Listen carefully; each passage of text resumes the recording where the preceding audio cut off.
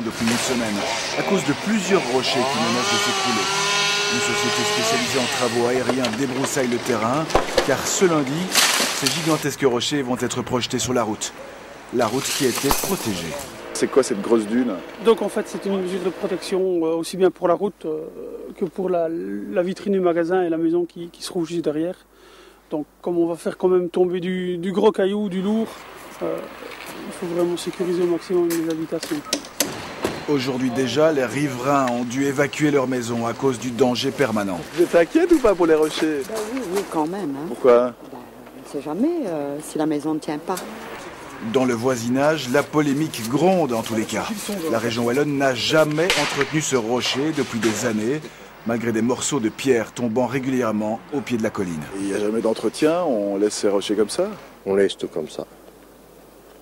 C'est la première fois qu'on vient. Et nous constaté qu'il y avait de danger, alors maintenant on intervient. La région wallonne confirme bien qu'ici, elle n'a rien entretenu depuis des lustres. Et c'est aussi le cas pour d'autres rochers menaçants en Wallonie. On n'a rien fait pendant 20 ans, ça paraît un peu inquiétant.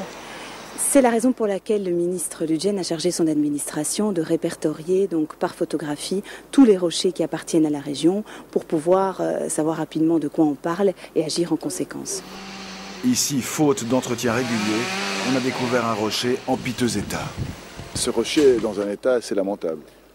Disons qu'il est temps d'intervenir. Vous êtes diplomate. Et bon, voilà.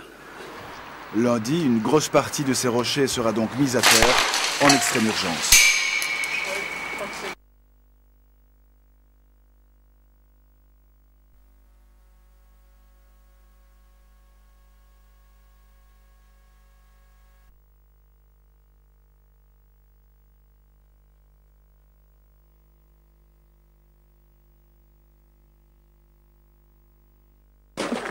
Bonjour madame. Bonjour. Oui, ça va. 10 heures ce matin, les riverains de la chaussée Namur-Andenne sont évacués à la hauteur de Tons-Sanson. Vous pouvez évacuer tout le monde?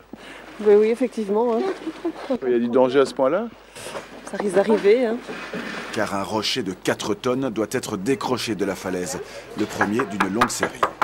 Alors on a carrément démonté les câbles électriques, vous craignez vraiment que le rocher s'éparpille dans tous les sens? Le câble a été arraché déjà la semaine passée en fait. Donc il par a une chute? Oui, par une chute de rocher. Donc il a été mis en sécurité.